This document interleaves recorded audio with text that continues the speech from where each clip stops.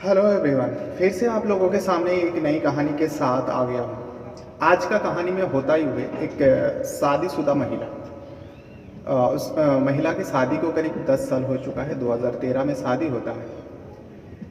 लेकिन इसी बीच कुछ दिन शादी के कुछ समय जाने के बाद लड़की अपने मामा के रिश्तेदार यानी मामा जो होती है उनके वहाँ जाते हैं शादी समारोह।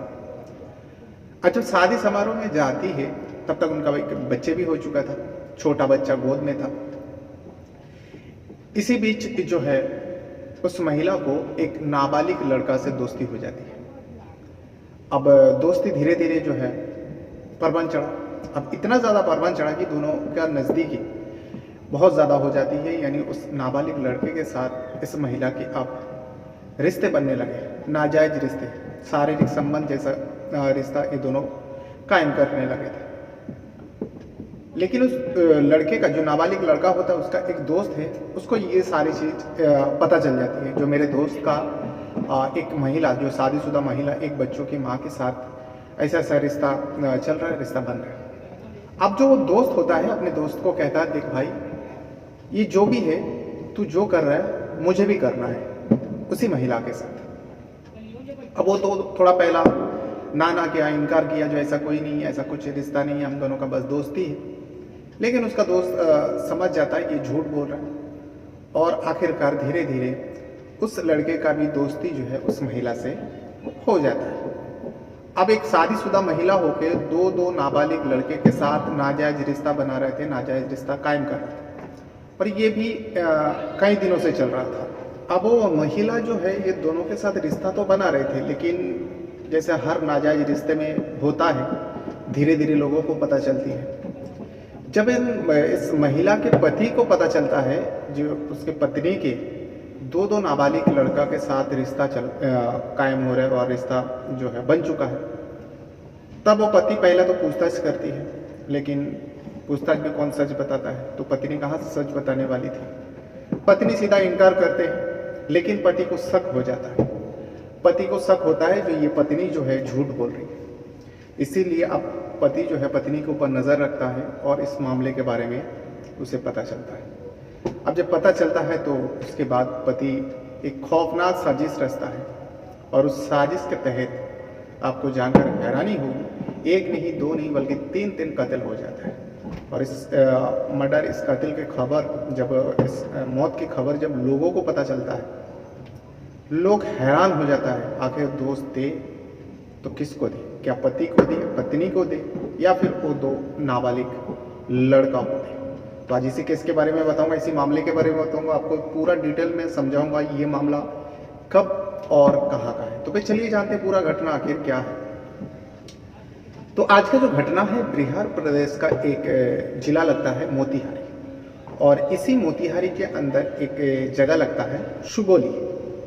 दरअसल सुगोली पुलिस स्टेशन में एक व्यक्ति, बुजुर्ग व्यक्ति जाता है और अपने बेटे के बारे में बताता है, जो मेरा बेटा कई दिनों से दिखाई नहीं दे रहा है। अब बेटे की उम्र जो है 21 साल बताई जा रहा है, और बेटे का नाम जो होता है रितेश। अब रितेश के बारे में बताता है, जो मेरा बेटा रितेश 21 साल का है और कई दिनों से उसके बारे में कुछ पता नहीं। मैं तमाम जगहों में जहाँ रिश्तेदार रहता है, उसका दोस्त है, सारे लोगों से पता किया, लेकिन मेरे बेटा रितेश के बारे में किसी को कुछ खबर नहीं। अब एक 21 साल का लड़के का मिसिंग रिपोर्ट तो पुलिस दर्ज नहीं करता, बस सुनता है। पिता की जो भी कहना था सुना, और एक नॉर्मली कह दिया, चलो ठीक है हम लोग देखेंगे। क्योंकि पुलिस वाले को लग रहा था, जो ऐसे बिहार और उत्तर प्रदेश का जो पुलिस है बदनाम है, जो काम काज ठीक से करता नहीं। तो पुलिस वाले कहते हैं ठीक है आप जाओ, हम लोग पता करते हैं। लेकिन पुलिस वाले को ये लग रहा था कि 21 साल का लड़का कहीं भाग गया होगा, या घर का परेशानी या कुछ टेंशन हो गया होगा, कहीं दूसरी जगह चला गया, गायब कैसे हो सकता है। जिस वजह से अब पुलिस वाले इस केस को दर्ज भी नहीं करता और कुछ छानबीन भी नहीं करता, पता करने का कोशिश भी नहीं करता। लेकिन आखिर पिता है एक, पिता अक्सर इधर उधर ढूंढते रहता है, जो बेटे के बारे में पता करता है, पता करने की कोशिश करता है, लेकिन उस पिता को कुछ हाथ नहीं लगता, कुछ खबर नहीं मिलता जो उनका बेटा कहाँ है। ये अक्टूबर महीने में हो रहा था 2023 में, जो पिता रिपोर्ट दर्ज कराता है और इधर उधर ढूंढने की कोशिश करता है, लेकिन उस बेटे के बारे में कुछ नहीं पता चला। लेकिन करीब 1 महीना बाद, ये अक्टूबर महीने सब कुछ रिपोर्ट दर्ज कराने जाते हैं, ढूंढता है, लेकिन 1 महीना बाद नवंबर में तारीख थी 18 नवंबर 2023 के दिन एक लाश मिलती है। दरअसल एक बोरी सड़क किनारे पे लोगों को दिखाई देता है, और ये बोरी और ये जो सड़क है, अब लोगों को जब वो बोरी दिखाई देता है तो ये जो बोरी है ना तो बिहार प्रदेश का था और ना ही मोतीहारी और ना ही भारत में। ये बोरी जो है भारत और नेपाल के बॉर्डर के आसपास जिस इलाका में दिखाई देता है वो नेपाल का हिस्सा में आता है, और उस इलाका का नाम होता है चितपंथ। और उसी चितपंथ इलाका में जब बोरी लोगों को दिखाई देता है तो लोग उस बोरी के पास जाते हैं, धीरे धीरे लोग जमा होता है। अब लोग हिम्मत करके उस बोरी का मुंह खोलता है। जैसे ही मुंह खोलता है तो लोगों के होश उड़ जाता है, क्योंकि उस बोरी के अंदर एक महिला की लाश थी, वो भी सिर कटी। अब जब उस लाश को उस हालत में देखता है, फौरन पुलिस को खबर दी जाती है। नेपाल पुलिस वहाँ पे पहुँचते हैं। पहुँचने के बाद अब उस इलाका में छानबीन करता है। कुछ सबूत नहीं मिलती, खाली बोरी के अंदर उस महिला की बॉडी मिलती है। महिला शादीशुदा है, सिंदूर लगी हुई थी, और ऐसे उम्र से भी पता चलता है 32 साल की वो होती है महिला। नेपाल पुलिस उस बॉडी को कब्जे में लेती है और वहाँ पे जो है कुत्तों के साथ जाते हैं, डॉग स्क्वाड को, क्योंकि वो वहाँ पे गए लेके छानबीन कर रहा था, कुछ सबूत मिले। लेकिन जब कुत्ता आता है, कुत्तों के सहारे अब कुत्ता सूंघते हुए थोड़ी दूर और इधर उधर छानबीन करते करते एक बोरी और मिलती है। जब उस बोरी के मुंह खुला जाता है तो उसमें दिखता है एक लड़के का, जो 20-21 साल का लड़का होगा। उसका भी बॉडी जो है उस बोरी के अंदर था और उसका गला दबाकर मारा गया था। अब दोनों बॉडी मिलता है एक ही इलाका में, तो एक सनसनी फैल जाती है उस चितपंथ इलाका में, नेपाल का जो बॉर्डर आता है। लेकिन कुछ सबूत नहीं, कुछ पता नहीं। अब इसी बीच कई दिन बीत जाता है। आखिरकार उस बोरी के अंदर से एक छोटा सा पर्ची मिलती है। जिस बोरी के अंदर महिला की लाश थी, उसी बोरी के अंदर एक छोटा सा पर्ची हुआ था, और उस पर्ची में बिहार प्रदेश का मोतीहारी जिला के अंदर एक सुगोली करके जगह है, और उस जगह का एड्रेस था। अब सुगोली पुलिस स्टेशन के पास नेपाल पुलिस आती है। आने के बाद इस घटना के बारे में बताता है, जो दो बॉडी मिली है, इतना दिन हो गया। 18 नवंबर को बॉडी मिली थी, और इन लोग जब छानबीन करते करते करीब 5-6 दिन बीत जाता है, और वो बॉडी जो है नेपाल पुलिस के कब्जे में था, दोनों बॉडी। अब आने के बाद जब सुगोली पुलिस स्टेशन में ये बात बताता है, तो सुगोली पुलिस स्टेशन अपना रिपोर्ट का जो फाइल होता है, मिसिंग कंप्लेंट का जो फाइल होता है, उसको खोलते हैं। क्योंकि तब तक वो जो है पिता, यहाँ का जो मोतिहारी जिला का जो सुगोली का रहने वाला पिता एक परेशान था। उसका बेटे का रिपोर्ट, मिसिंग रिपोर्ट भी दर्ज किया था, कहीं बार बार वो चक्कर काट रहे थे वो पिता। अब इन लोग चेक करते हैं और देखता है कि हाँ, एक व्यक्ति जो है अक्टूबर महीने में बहुत ज़्यादा चक्कर काटा था अपने बेटे को लेकर। लेकिन महिला के बारे में ऐसा कोई रिपोर्ट नहीं था। लेकिन एक लड़का है 20-22 साल का, जिसका नाम होता है रितेश के बारे में पता चलता है, जो हाँ एक 20-22 साल का लड़का है और रितेश नाम है। अब उसका फ़ोटो वगैरह लेके आया था और नेपाल पुलिस उस फोटो को मिलाया जाता है और पता चलता है हाँ ये रितेश का बॉडी है। फिर क्या था, अब दोनों बॉडी को ऐसा लगा कि दोनों बॉडी उसी सिगोली का होगा। उसके बाद ये जो है मामला जो है अब सिंगोली पुलिस स्टेशन का पुलिस वाले करने लगे। जब रितेश का बॉडी मिलती है, उसका पिता को खबर दी जाती है, और खबर देने के बाद पिता सीधा सीधा कह देते हैं, जब उनसे पूछा जाता है जो आपको बेटे का ऐसा ऐसा बॉडी मिला है, शनाख्त भी हो जाती है, किसके ऊपर शक है। तो रितेश का जो पिता है एक नाम बताता है, जो उनका एक बचपन का दोस्त है। मेरे बेटे का एक बचपन का दोस्त है जिसका नाम है रमेश, उसी ने मारा होगा। अब रमेश के बारे में पता लगाता है तो रमेश के बारे में कोई नहीं जानता था। अब पुलिस छानबीन में लग जाता है, लेकिन रमेश का भी कुछ पता नहीं। इधर पुलिस जोर शोर से इन्वेस्टिगेशन करता है और इसमें बहुत सा लोगों का नाम सामने आता है उस रितेश से जुड़े। रमेश का नाम तो पहले ही उनका पिता दे दिया था शक के बिना पर, जो उसने ही मारा हो। लेकिन रमेश के बारे में जब पूछताछ करता है तो एक औरत का नाम आता है। वो औरत होती है अस्मिता। अस्मिता जो है 32 साल की होती है। अब जब अस्मिता का नाम आती है तो अस्मिता का जब फोटो मिलाया जाता है, वो जो दूसरी बॉडी मिली थी महिला की, जो पहला बॉडी मिली थी वो अस्मिता की बॉडी में थी। अब ये पुलिस को लगने लगा ये बहुत बड़ा मैटर है। अब पुलिस इस केस में बड़े बड़े अधिकारी को भी शामिल करते हैं और फिर बड़े बड़े अधिकारी के ज़रिए ये मामले का छानबीन हो रहा था, क्योंकि बहुत बड़ा मामला बन चुका था, दो बॉडी मिली थी। तो इसमें अस्मिता के जो पति हैं उनके बारे में पता लगाता है अखिलेश। अब अखिलेश को जब ढूंढा जाता है तो पता चलता है अखिलेश तो गायब है कुछ दिनों से। जैसे गायब सुनता है और अस्मिता की बॉडी मिली और ये भी पता चला जो अस्मिता का जो रिश्ता जो है रितेश के साथ था और यहाँ पे रमेश भी गायब है। तो सबसे पहले पुलिस का काम था दोनों को ढूंढो, एक तो रमेश को ढूंढो और दूसरा अखिलेश को ढूंढो, तो इस मामले का खुलासा हो जाएगा। क्योंकि इन दोनों का नाजायज रिश्ते के बारे में भी पता चला था, पुलिस वाले को सारी चीज़ बताया गया था। अब पुलिस वाले जब खंगाल रहा था तो इन दोनों के बारे में बताया गया था, इन दोनों के बीच में नाजायज रिश्ता है अस्मिता और रितेश के बीच में। अब अखिलेश, पुलिस ये सोच रहा था अखिलेश को पता चल गया तो इन दोनों को मार दिया होगा, लेकिन अखिलेश का कुछ खबर नहीं। इसी बीच जो है खबरी को एक्टिव करता है और खबरी के जरिए पता चलता है अखिलेश किस जगह पे छुपा हुआ था। अब उस जगह में जाते हैं और अखिलेश को हिरासत में लेते हैं। लाने के बाद पुलिस स्टेशन में जब लेके आता है उससे पूछताछ करता है, तब अखिलेश जो है एक कहानी बयान करता है। अखिलेश कहता है अखिलेश तो पहले शुरुआत में इनकार किया, लेकिन पुलिस के आगे वो टिक नहीं पाया, आखिरकार सच्चाई कबूल करता है। जो मेरी पत्नी का जो है नाजायज रिश्ता उस रितेश के साथ था, इसीलिए मैं रितेश को मार दिया।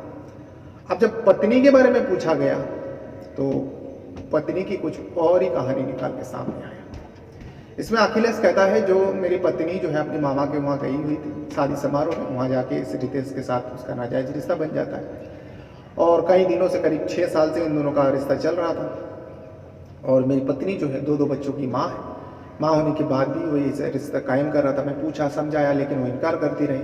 आखिरकार जो रितेश का एक दोस्त है रमेश, उसने सब कुछ मुझे बताया जो ऐसा ऐसा है, तो मैंने नज़र रखा तो पता चला हाँ रितेश के साथ संबंध बनाती है, नाजायज रिश्ता इसके साथ है। तो मैं रितेश को मारना चाहता था। जब रितेश को मारना चाहता था तब अस्मिता से पूछा जो तुम इसके साथ ऐसा रिश्ता बना रहे हो, तो मेरी पत्नी जो कहती है जो मैं तो रिश्ता नहीं रखती, लेकिन ये जो है मुझे मजबूर करते हैं। मेरी कुछ अश्लील वीडियोस, अश्लील फ़ोटो है जो उसके पास है, उसके ज़रिए वो ब्लैकमेल करता है। अब इसमें जो है अखिलेश जो है बहुत ज़्यादा नाराज़ होता है, पत्नी के ऊपर भी नाराज़ होता है और उस रितेश के ऊपर तो इतना ज़्यादा गुस्सा होता है कि उसको रास्ते से हटाने का सोचता है। और इसीलिए रमेश के साथ, यानी जो रितेश का बचपन का दोस्त है, रमेश के साथ अखिलेश मिलकर रितेश को मारना चाहा। और प्लान के तहत अखिलेश, रमेश और अखिलेश का एक और दोस्त है जिसका नाम है विनोद, तीनों मिलकर रितेश को एक दिन साजिश के तहत बुलाते हैं और उसको मार देते हैं। मारने के बाद उसी विनोद के गांव में एक गड्ढा खोदा जाता है। गड्ढा खोदने के बाद उस रितेश को दफना देते हैं। अब रितेश का काम तमाम, लेकिन जो रमेश का बॉडी मिली थी उस वहाँ पे नेपाल में चितपन में और अस्मिता की बॉडी मिली थी। इन दोनों का मारने का जब वजह पूछा गया तो पता चलता है, अखिलेश बताता है जो यहाँ रितेश का किस्सा तो ख़त्म हो जाती है, लेकिन फिर बाद में पता चलता है मेरी पत्नी गायब है। मेरी पत्नी गायब हो जाती है घर से। अब मैं अपनी पत्नी को ढूंढने लगता हूँ, इधर उधर कई दिन बीत जाता है। फिर मुझे पता चलता है मेरी पत्नी जो है रमेश के साथ नेपाल के चितपन इलाका में रह रही है। अब मुझे डाउट हुआ कहीं ऐसा तो नहीं मैं धोखे से रितेश को मार दिया, शायद उस रितेश के कुछ संबंध ही नहीं था, ये रमेश ने गेम खेला हो। लेकिन मैं एक दिन पता करते करते आखिर अस्मिता और रमेश के घर पहुंच जाता हूँ। मैं नज़र रखता हूँ, देखता हूँ बाकी वो दोनों पति पत्नी की तरफ एक कमरे में रह रहे थे। तो मैं मौके का तलाश करता रहा और ना चाहा।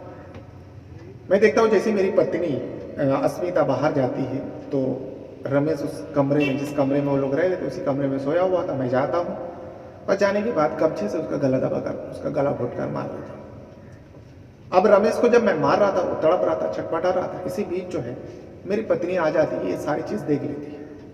अब वो चीखने वाली थी, चिल्लाने वाली थी कि इसी बीच मैं उसको भी उसी तरीके से मार देता। और मेरे अंदर इतना ज़्यादा गुस्सा था कि सबसे ज़्यादा गुस्सा मैं अपनी पत्नी को करता, जो कितने कितने लोगों के साथ एक संबंध बनाती, दो दो बच्चों के माँ होकर, और मुझे धोखे में रखी थी। इसीलिए घर में एक चाकू पड़ा हुआ था, उसको गला घोटने के बाद भी मैं उसको चाकू से उसका गला काट देता। अब काटने के बाद, क्योंकि ये सब शाम के वक्त हो रहा था, काफ़ी देर तक मैं इंतज़ार किया जो इन दोनों बॉडी को ठिकाना लगाना है, लेकिन ऐसा कोई रास्ता नज़र नहीं आ रहा था इन दोनों का बॉडी कैसे ठिकाने लगा।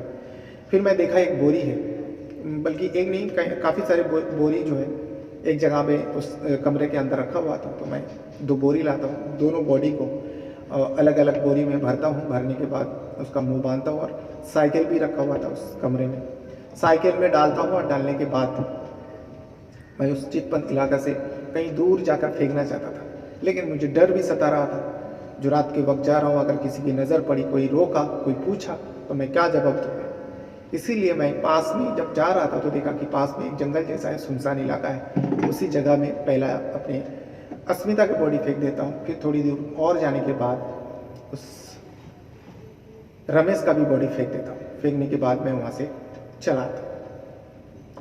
ये पूरी कहानी सुनाने के बाद पुलिस जो है उस विनोद के गांव जाता है, जहाँ पे रितेश का बॉडी पहले दफना दिया था। उस जगह पर जाकर जो है गड्ढा खोदा जाता है और रितेश का बॉडी बाहर निकलता है। तब तक रितेश का बॉडी काफ़ी सड़ चुका था, क्योंकि काफ़ी दिन हो चुका था।